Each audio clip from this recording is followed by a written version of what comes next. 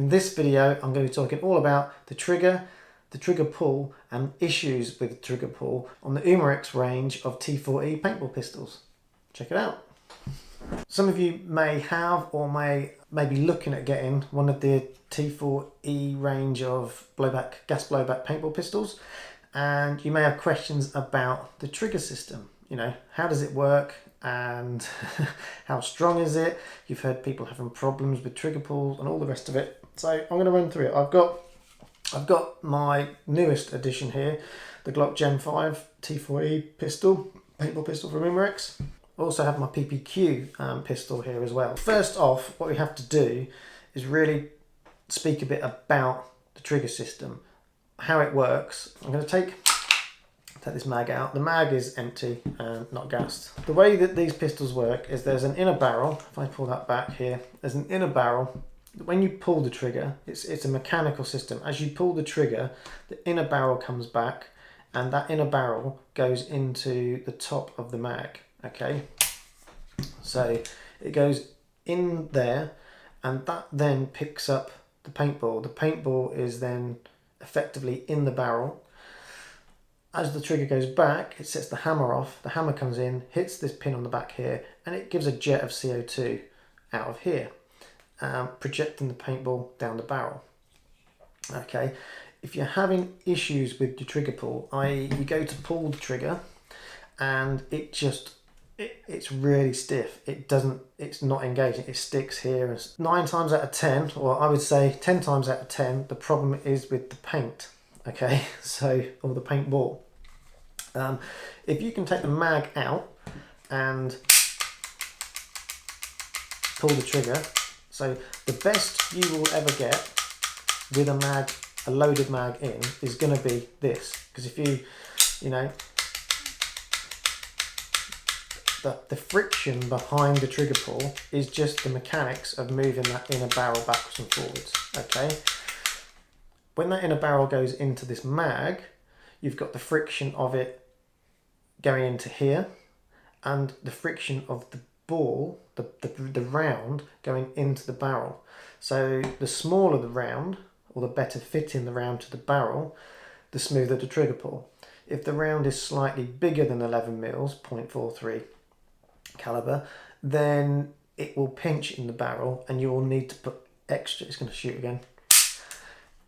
You'll need extra additional force to push that ball or round into that barrel or the chamber, whatever you want to call it. This is one of the things that I noticed with this. I normally use the same paint on my 43 cals, but I bought some new paint when I got this pistol, and I used that.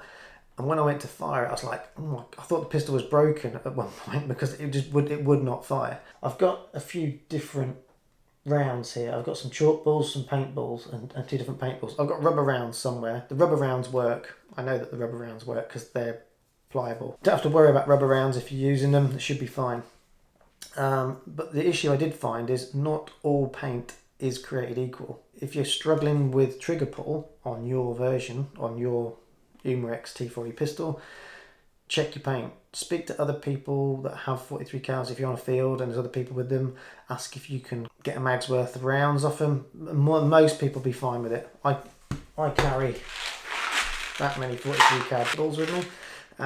It's almost, I don't know if it's 500 or 1,000 of them. So I don't usually have any qualms helping people out and loaning some ammo. First of all, change the paint. If that doesn't improve things, take the mag out and check your trigger pull with it out. Okay. Hopefully, I should be able to show you what I mean.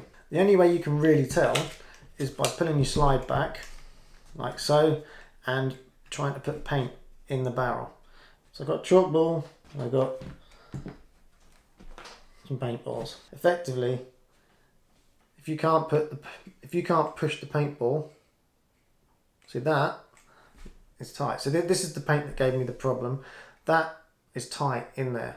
Okay, and I can't push. If I pushed that, I'd probably pop the paintball. I don't really want to do that. There's another one of the same. See that one is going in. If I push it, I won't be able to get back out again. 1 in 3 of these were shooting and one was getting stuck and I was having to clear it, which was a bit alarming. This is a chalk ball. So this is an Umarex chalk ball. You can't use these on paintball fields. They're for target shooting and stuff. They're pretty cool if you do target shooting with them because they give you a pop of dust. But yeah, this is an Umarex T4E chalk ball. You put that in there. See, one little tap, it's come out the end. So you want some resistance so it doesn't roll out your barrel when you're running around, but you don't want a lot. And this is the normal paint that I would use. So and again, there you go. There's resistance in the barrel. As soon as I put any pressure on it, it comes through. In terms of trigger pull, this isn't going to shoot this out. What it will do is it will show you. If I did it with one of these, it would either jam or pop. I don't really want to do that. When you're looking at troubleshooting your trigger pull, if it is unbearably stiff, check your paint. Check in with someone else at your field, see if there's different makes and models. I'll put in the description below the details for this. Ask me in the comments, I can post it in the comments. This paint is designed, it's slightly thicker shelled, it's the right size. I love this stuff. This stuff shoots great. You always hit what you're pointing at as long as it's in range. It's not the cheapest paint. It's not as expensive as Umarex paint, but it's not the cheapest paint by any stretch of the imagination. I've never had any problems with this paint. It comes in all sorts of colours, crazy colours. Blues, yellows, greens, oranges, you name it. But it did come from Germany. I haven't seen it on UK shores, so I'm not sure if you'll see it on the shelves in the USA. Trigger pull, check there's nothing mechanically wrong with it on the bench. So as long as it's shooting like that, that is the strength of trigger pull that will be required to shoot as a minimum. If it gets stiffer than that, check your paint or obstructions in your mag. Now let's talk reset points. What's the pull and the reset? I don't know real handguns, but I'll try and demonstrate to you the pull of the trigger. Okay, so if I cock this on the Glock, so when I pull this back, you'll see where the trigger is now and where the length of travel it takes if I do it that way. So there's a good, I'd say, 1/4 inch travel between hitting the mechanism. So from this point on, I'm going to be pulling, and that's going to, there you go. From the point where it, yeah. So from start to finish, you're looking at about half an inch of travel. Okay. From start to finish, half of that distance, it will you'll tight, and then I'd say it's a quarter of an inch. I'll see, it might be easier to do it from at the top there. And if I pull that back and cock it again, you'll hear it, there you go, reset there. So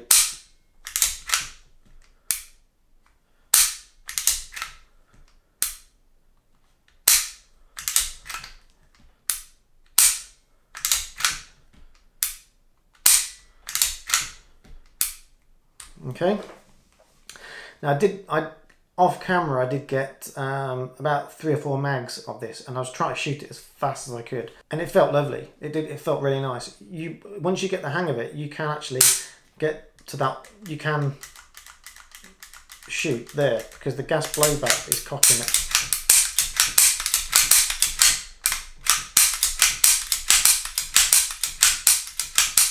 Don't know if that's actually good for it, dry firing it that much. What I'm trying to show you is trigger pull, and that's the best way I can sort of show it to you. You know, you've got the full travel of the trigger there, and when you have this thing cocked, it will say within that first section there, that's taking the tension.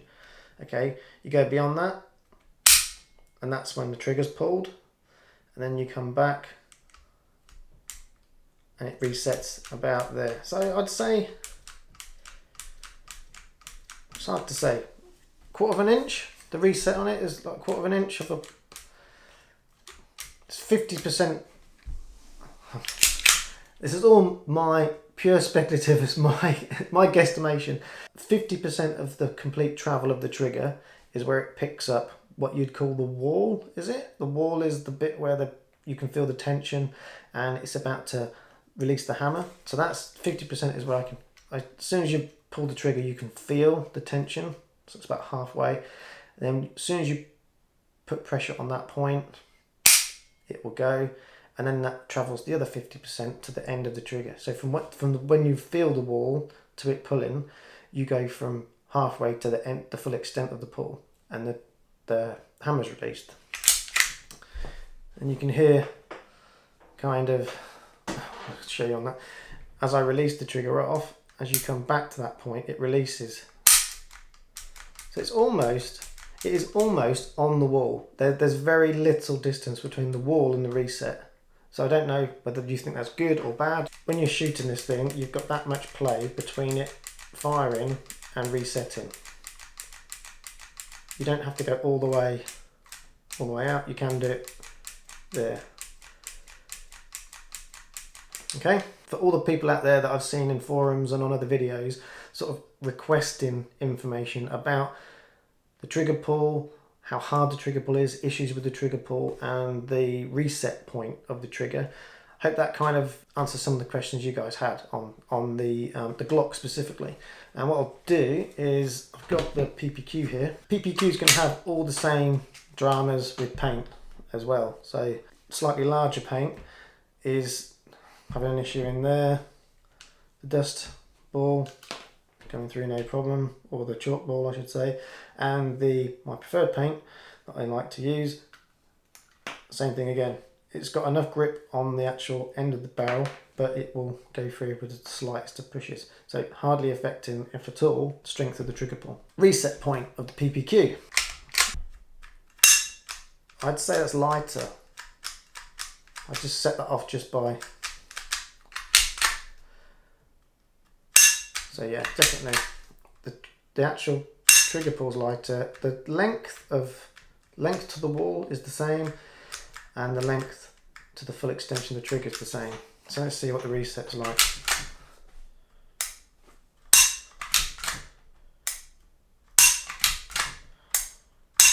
Exactly the same.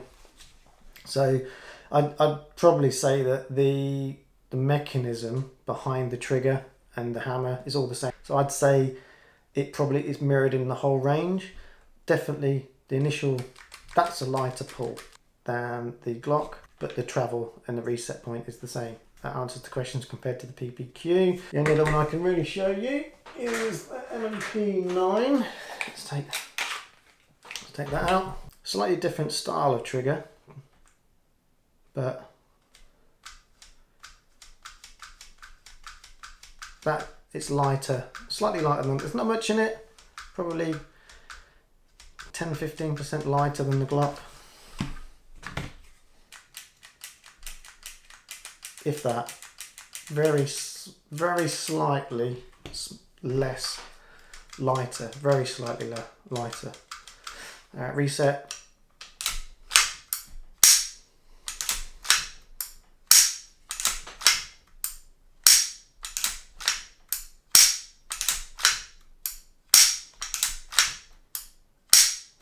Same.